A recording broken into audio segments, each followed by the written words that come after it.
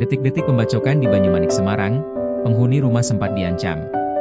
Suasana mencekam menyelimuti sebuah rumah di Jalan Gaharu Raya, Kelurahan Serondol Wetan, Kecamatan Banyumanik, Kota Semarang, Selasa, 17 Februari 2026, malam.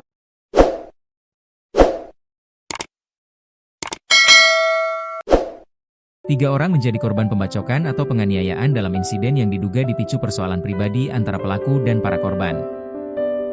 Peristiwa itu terjadi ketika seorang pria yang diketahui sebagai penjaga toko buah di jalan yang sama mendatangi rumah korban sambil membawa senjata tajam. Pelaku masuk ke dalam rumah dan menyerang orang-orang yang berada di dalamnya. Hingga pukul 22 WIB, dua korban tampak masih mendapatkan penanganan medis di dalam ambulans yang terparkir tepat di depan rumah lokasi kejadian. Sementara satu korban lainnya telah lebih dulu dibawa ke RS Banyumanik. Tak lama kemudian, ambulans kembali meninggalkan lokasi untuk mengantar dua korban menjalani perawatan lanjutan. Di sisi lain, pelaku telah diamankan aparat kepolisian dan dibawa ke Mapolsek Banyumanik untuk menjalani pemeriksaan lebih lanjut. Situasi di sekitar rumah sempat ramai dipadati warga yang berkerumun ingin mengetahui kejadian tersebut.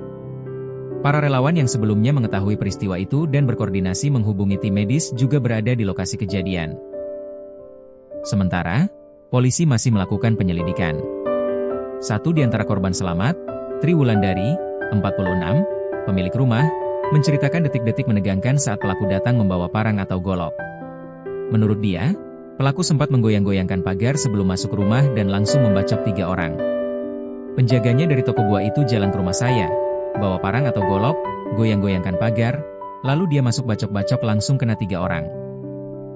Tiga orang itu teman pelaku juga, temannya kumpul-kumpul, kata Tri dengan mata berkaca-kaca.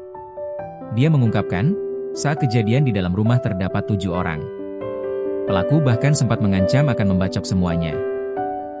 Dia pun langsung menyelamatkan anaknya dengan menarik dan menggandeng keluar rumah. Saya juga diancam dan hampir kena, lalu langsung tarik selamatkan anak saya. Saya sempat pingsan di teras sampai anak saya bangunin saya, tambah dia.